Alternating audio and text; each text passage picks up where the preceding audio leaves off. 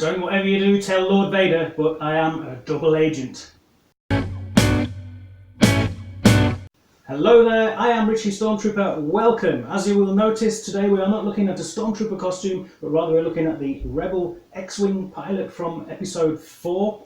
This is one of my favourite Star Wars costumes anyway, but in this video I'll be breaking down all the components of the costume for you, whilst looking at it from the angle of, is this the perfect, I certainly think it is, it's the perfect costume for Carnival or Halloween or any kind of party where there's going to be people drinking, maybe kids running about. It's a practical, comfortable costume that you're not going to be too worried about getting any damage on it, but it still looks really cool. Of course, this is not the only Star Wars costume that I would consider suitable. It just happens to be one of my favourites. The main criteria being the basis of the whole costume is this coverall, this overall, this jumpsuit, or flight suit, whatever you want to call it. It's a really great basis for a costume that is going to allow you to have more freedom of movement. Any costume like the Stormtrooper costume, which has got lots of plastic arm, is obviously going to be quite restricted. So this is the flight suit. I got this from Wamperware. You can find them online.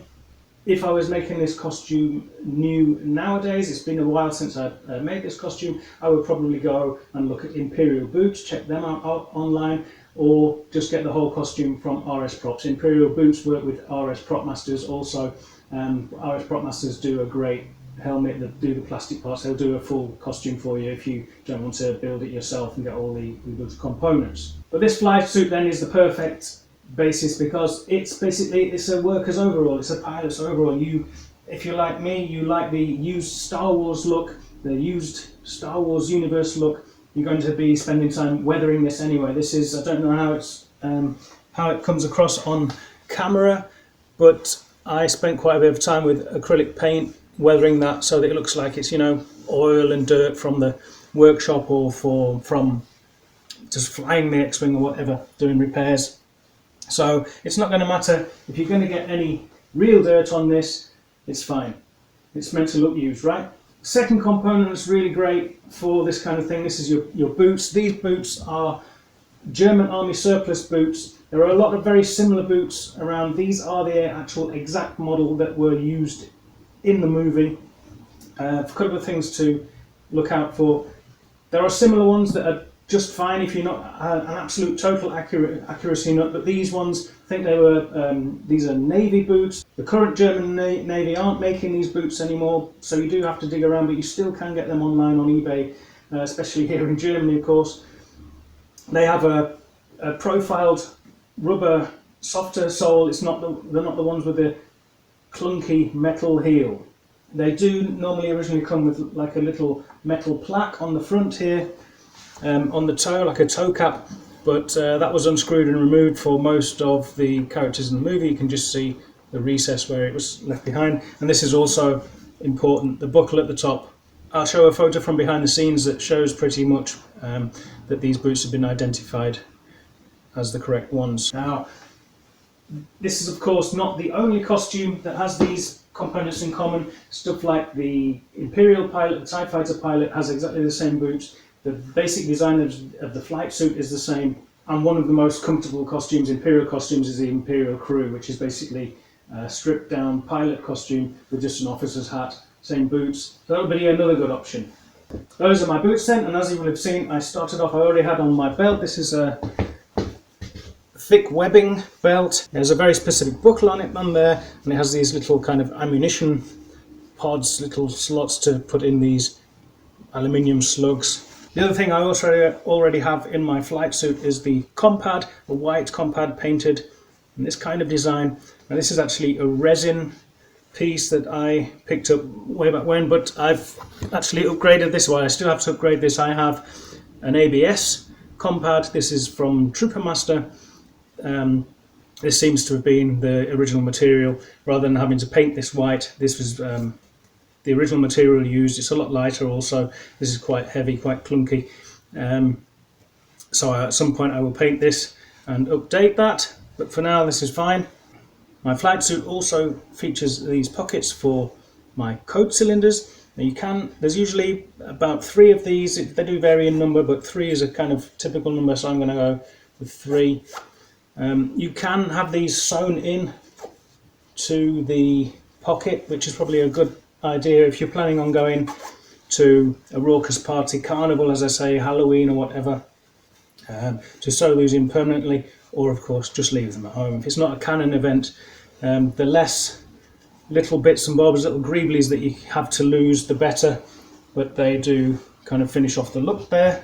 The next thing I'm going to put on is this ammunition belt for the leg. It's for the right leg. I think there's a lot of confusion when it comes to the X-Wing pilot, because there were some promo photos done featuring Mark Hamill before the movies came out, and I think he had this on the wrong leg. There were quite a few mistakes on that costume that they fitted him out with for the promo photos, but of course it's a photo that most people have seen, most people are familiar with, so a lot of people copying it and copying all those mistakes. If you look at the screen grabs, it's a lot more reliable. It has little hooks in there which are quite convenient that is slot into the top of my boot. This is from Wamperware, like most of my accessories, but as I say, I would probably go with RS Prop Masters and Imperial boots nowadays if I was starting from scratch.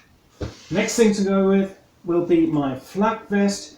I spent a lot of time looking at this, researching this, and in the end the best thing I could find, this was also from Wamperware. I didn't find anything else that really compared. It had the right kind of shiny synthetic material that really did recreate the originals best. The clasps here were very close to the originals I found. All the details are right. There were a lot of alternatives available. They were very flimsy in comparison and didn't get a lot of the detailing right. I believe if you go for Imperial boots now, that they are also spot on. I did have to make some modifications on this. The straps here, the material was right, but they were a little long. I find you look at a lot of handmade costumes and the straps are too long. This bib, this Flak vest, sits too low, so I spent quite a bit of time with my sewing machine getting that right. This is also connected to this harness, this leg harness, velcroed. I think the originals were pinned in there just with safety pins, but they obviously didn't have to withstand me running about at Carnival. They just had to hold up to a couple of hours of filming. Much of this costume, of course, was reused for The Empire Strikes Back, the pilots on Hoth in the snow speeders. You'll appreciate here there's a thicker bar, a horizontal bar here that's got less ribs in it. It's not ribbed like the rest of it.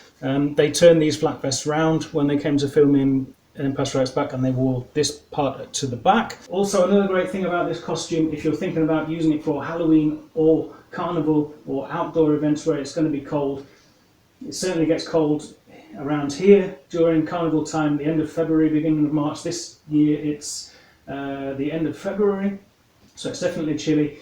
If you want to upgrade, you can buy the padded jacket. I think Imperial Boots does a great one.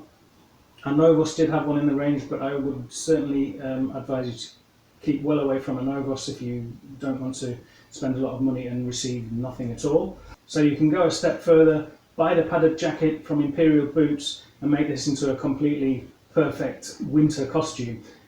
In this case, I'm just wearing a few layers. At the moment I've just got a t-shirt underneath, but you can obviously add a jumper under there. You can really pack yourself in nice and warm. One part I have left is my chest box. This is from Moncal. I bought most of my plastic parts from Moncal back then. Most of it was sourced in the United States, Moncal and Wamperware. Good parts still today. Being based in Europe, I would probably, and also because I think they're a step up in accuracy pretty much on every costume, I would go with RS Prop Masters nowadays. The combination of RS Prop Masters and Imperial Boots.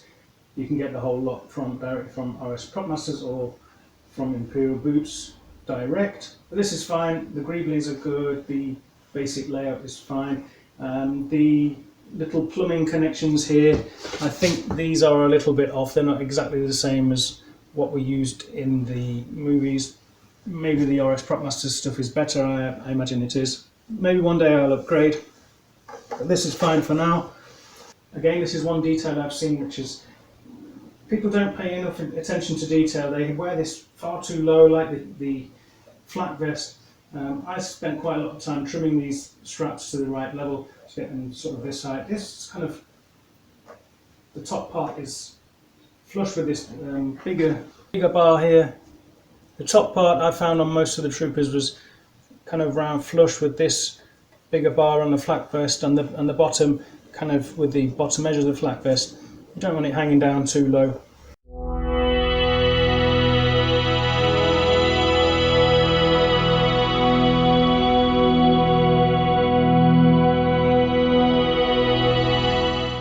This is one feature. This is kind of a modernized feature. I have some strong magnets here. On the originals, I think these just were stuck anywhere. I think there were holes cut into the flight suits, etc. But this gives me an option. I can stick this magnet in my pocket and that clamps on there like that. This is another part of the costume I've seen done very sloppily on fan-made costumes for whatever reason. I think the suppliers of the costume parts, they provide everything with a little extra length with the intention that the customer, the costumer, can trim it down to their actual size. But quite a lot of times I've seen the costumer not really paying attention to that detail and not doing this little bits of trimming that make all the difference and make that costume look just right. And there's a lot of fan-made costumes out there with the hoses which are far too long. So if you're going to build one of these, you're going to get this hose and it's going to be very long. Trim it off.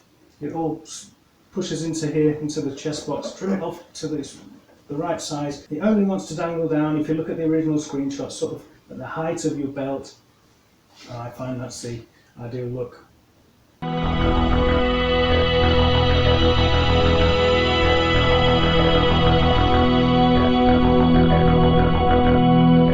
Another great thing about this costume, again, if you're thinking about going out to a party where there's lots of people and you're maybe going to have a drink and maybe kids running around and you really want to keep sort of breakable plastic parts to a minimum, I think this is fine. The chest box, you're not going to get into too much trouble with that. You're still very mobile. If you want to leave your helmet at home, I have a helmet, of course. Even for entry into the Rebel Legion, I believe you do not necessarily need a helmet. You can do the full costume if you've got certain features like the ammunition belt, etc., etc. They allow you to join the Rebel Legion even without a helmet. You have to cover certain bases, I believe. I did join back in the day, but I'm no longer an active member. I'm more active with the 501st Legion, and also my garrison for non-canon events allows us to go in alternative costumes, so I can actually wear this at 501st Legion events. So I'm kind of out of touch with the Rebel Legion at the moment. So obviously that's a great option if you don't fancy carrying your helmet or wearing a helmet if you're going out to Carnival or Halloween. As I say, I do have a helmet. It's the final touch, the cherry on the top of the costume. In my case, I've gone for something a little unusual. This is actually from Moncal. As I say, my first address these days would be RS Prop Masters. This is a very well made helmet though. I think most of the details are indeed correct. Mine is a little unusual. The hero helmets, the characters you see most on screen, characters like Luke Skywalker and Porkins who you see in the cockpit, they have a yellow tinted visor. But there are stunt costumes, characters you see in the background that not speaking roles, they had a kind of dark charcoal, almost black, kind of dark grey visor, and I went for that. I've gone for the basic blue markings with just these black markings here and nothing else, and then just some weathering that I did myself. Heavy weathering in the end that I did myself with acrylic paints. One thing that the Moncal helmet does not feature when you get it is these earmuffs. These are very important. I bought these separately from Imperial boots, but when you buy the helmet from RS Prop Masters, you get it properly kitted out with these earmuffs, and it's another important finishing touch. These are velcroed in, so if they're uncomfortable you can even take them out. It does make it kind of squashed in there, but it's the cool look. Here's the helmet then. All I have left to do is put on my gloves, and my Rebel X-Wing pilot costume is complete. How do I look? Comment down below. Is this also one of your favourite costumes? It's certainly one of my favourite costumes. Definitely my favourite Rebel costume. The only one I have right now. And as I say, this for me is that perfect costume for slightly more rowdy events. If you're going to be out, maybe having a drink yourself, there's certainly people around you, big crowds of people drinking, maybe a lot of kids running around. This is great. You've got mobility. You can make it as warm or as cool as you like. You can wear lots of layers, add the padded jacket, leave your helmet at home. But even with the helmet, you're very mobile. Your mouth is free. You can talk to people. You can even pop the visor up. You can see your eyes. Have a drink yourself, and you're not going to be damaging anything or getting anything dirty that you don't want to get dirty. Thanks very much for watching. If you enjoyed the video and you want to see more, please do subscribe. Also give me a thumbs up. I would be very grateful for that. And take care. We'll see you in the next video.